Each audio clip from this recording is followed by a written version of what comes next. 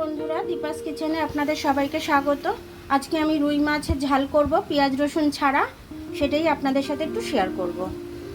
আমি নুন হলুদটা মাখিয়ে রেখেছি, এটা আমি গরম করে নিয়েছি। মাছগুলো সব ভেজে তুলে রাখবো।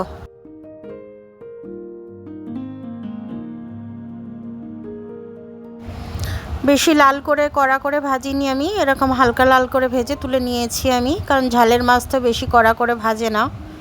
কাঁচা লঙ্কাটা আমি মিক্সিতে পেস্ট করে নেব।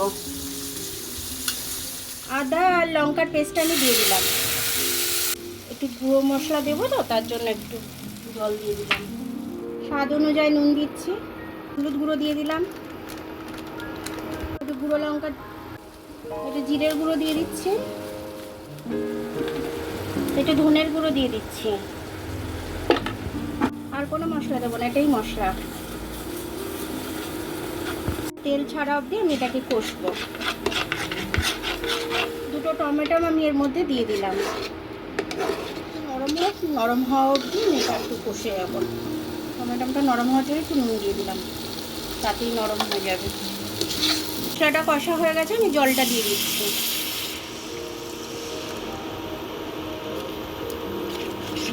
মাছগুলো আমি দিয়ে দিচ্ছি এর মধ্যে।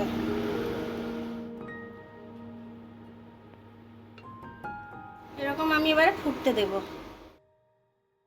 10 মিনিট বাদে এলাম। মাছের ঝালটা আমার হয়ে গেছে, এবার আমি মাছের ঝালটাকে নামিয়ে নেব।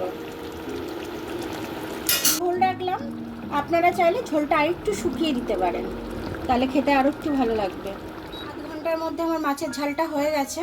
আর এরকমভাবে মাছের ঝালটা একদিন করে খাবেন আপনারা, খেয়ে বলবেন। আদা রসুন ছাড়াও, মানে রসুন পেঁয়াজ ছাড়াও মাছের ঝাল খুব সুন্দর হয় রুই মাছ।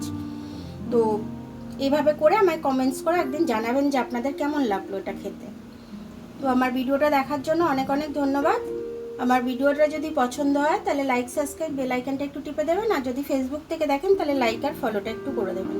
আবার কাল দেখা হবে নতুন রেসিপির সাথে। ততক্ষণ আপনারা ভালো থাকবেন, আমি আসছি।